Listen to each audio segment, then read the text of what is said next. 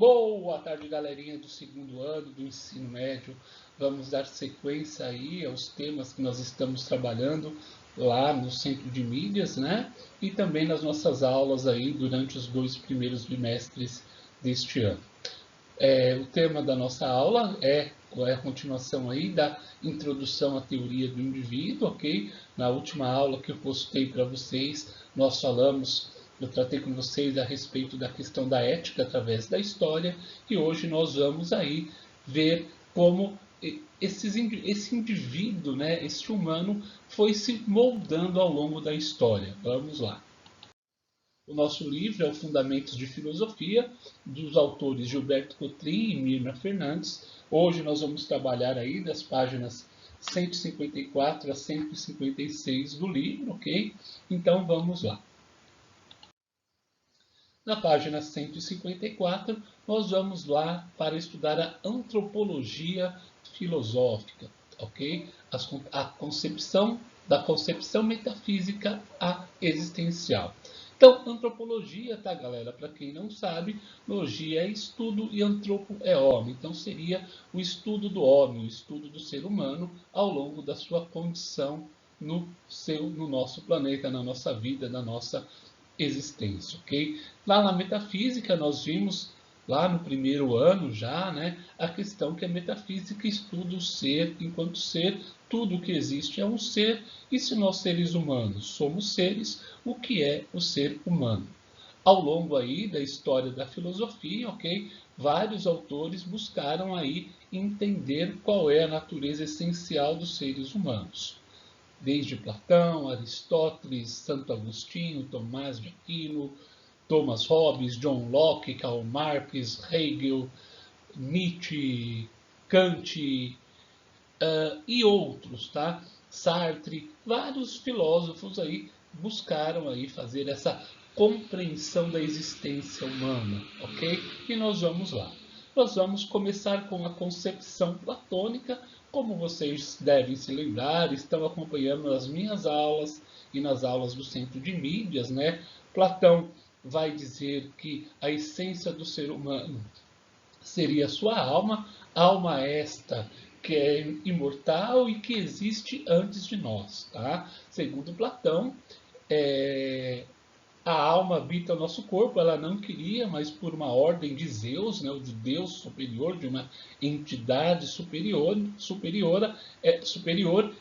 ela veio ao nosso corpo e habita nele, e ela serviria para ser ali a nossa guia, a nossa orientação, né? O corpo iria habitar, a alma iria habitar o corpo humano, porém o corpo humano, por conta dos seus falhos desejos e suas vontades, vai se limitar a tentar salvar o humano, né? A alma seria prisioneira do nosso corpo e a missão dela é um dia se libertar desse corpo, mostrando ao homem o caminho da verdade, o caminho da justiça. Bom, o Platão vai dividir aí a alma em 3 partes, tá? Em irascível, em concupiscente, irascível e irracional. A concupiscente é relativa aos desejos, a irascível aos sentimentos, ok? E a alma racional aí seria vinculada à razão.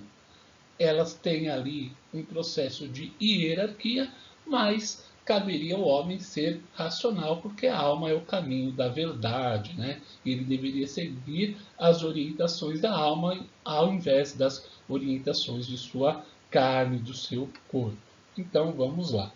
A concepção aristotélica vai trabalhar aí com a questão de uma alma racional também, tá? Só que não nesse espírito, nesse dualismo de corpo e alma, como Platão determinava. Aristóteles vai trabalhar com a questão de matéria e forma. O que é a matéria? A matéria é tudo aquilo que é feita, coisa, tá? E a forma é aquilo que determina o que a coisa é. A essência dos seres humanos seria essa alma racional, essa racionalidade, ok? E a sua forma seria o seu corpo. Os seres humanos deveriam entender que a alma é o princípio da vida, que ela é guiada pela razão. Então, o ser humano deve ser guiado pela razão, porque ele é capaz de orientar suas escolhas, porque ele é capaz de tomar decisões, porque ele é capaz de deliberar, né? É o único ser, segundo Aristóteles, que tem essa capacidade de deliberar, de fazer escolhas, de fazer julgamentos, ok? Nós vamos ter também aí a concepção cartesiana, que vai trabalhar no dualismo, né, do filósofo francês René Descartes, que vai trabalhar aí duas concepções de corpo e alma distintas. O corpo seria a resistência, que seria uma matéria, e a alma seria a res cogitans, a res pensante, né? O Descartes vai trabalhar com a ideia que a primeira verdade que nós devemos seguir é que eu penso, logo existo, eu sou um ser que pensa, e o que fundamenta a existência humana, o que fundamenta o homem, o que fundamenta a nossa existência é a nossa característica de pensar. Tá? Então, a alma seria superior ao corpo, também como nas concepções anteriores. Nós vamos ver agora duas concepções mais modernas, tá? Aí por volta do século 17 e 18, as funções aí de Thomas Hobbes e de Jean-Jacques Rousseau. Thomas Hobbes, com sua conhecida ideia, né, de entender aí essa visão histórico-social do homem, ao analisar os seres humanos e analisar o conjunto da história humana, vai perceber que os homens, apesar de viverem em sociedade, esses homens não possuem o espírito de sociabilidade como defendia Aristóteles, que nasceram para viver em sociedade. Thomas Hobbes vai dizer que os homens são maus por natureza, que precisam controlar aos outros, que precisam ter o poder, que o homem é egoísta, que o homem é mesquinho, que o homem é invejoso, que o homem vive no estado de guerra porque a sua natureza é má. E para que essa maldade acabe, para que essa violência acabe, é preciso aí que tenha a criação desse estado. A sociedade vai trazer paz aos indivíduos. Os homens no estado de natureza, sem regras, sem leis, vão viver continuamente em conflito. E aqui tem, né, duas imagens que vão relatar a necessidade do Estado para controlar o estado de violência entre os homens, ou a situação de guerra entre os homens, ok? Nós temos aqui, no lado esquerdo, tá, da tela, uma situação de guerra que é suposta de supostos grupos humanos pré-históricos, e na fotografia que está do lado direito você vai ver uma briga de torcidas, né? Então nós temos aqui essa questão da violência dos homens sendo posta, e tem que ter a interferência do Estado para que essa violência cesse. Bom, galera, continuando aí na página 156, nossa última página, vamos ver aí o Rousseau e vemos também mais dois teóricos aí bem rapidamente, Karl Marx e o nosso Jean-Paul Sartre. Tá? O Rousseau, diferentemente do que defendeu ali o Thomas Hobbes, vai dizer que os homens são bons por natureza, que no estado de natureza eles viviam em harmonia, que não havia maldade. Ele defende, seria a ideia do bom selvagem, e quem corrompe o homem é a sociedade com o aparecimento da propriedade privada. Tá? Num dado momento histórico, alguém cercou um pedaço de terra e gritou: isto me pertence, isto é meu, e a partir desse momento surge a propriedade privada e o homem começa a ver que ele só vai ser realizado a partir do momento que ele tem acúmulo, que ele tem bens. E aí vai começar a degradação da sociedade, porque o homem que não tinha este apego à posse, esse homem que não tinha apego aos bens materiais, começa a tê-lo. E a partir desse momento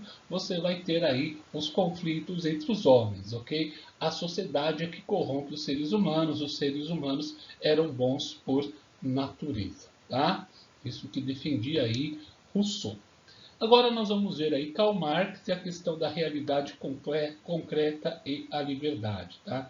Então, os seres humanos, galera, eles vão partir da sua história, da sua análise e vão se formar não por conta da natureza, mas, enfim, da realidade concreta em que vivem. Tá? O Karl Marx acha que é um absurdo você defender a ideia que existe um ser humano fora da sociedade do tempo, um ser isolado e abstrato, ok? Como existiu no estado de natureza. Isso nunca existiu.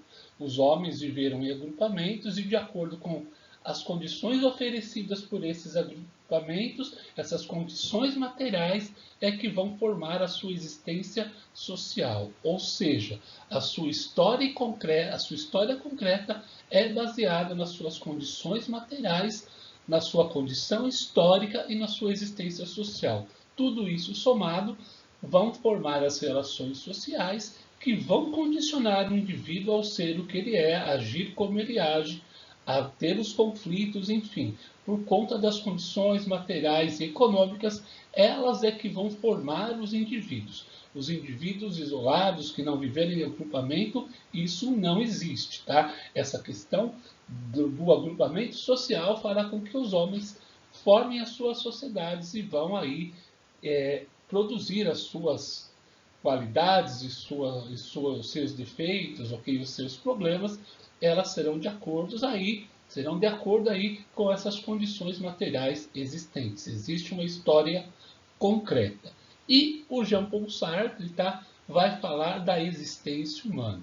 O Jean-Paul Sartre é um existencialista, ele vai afirmar que não existe essência humana que fundamente todos os seres humanos, e sim uma existência.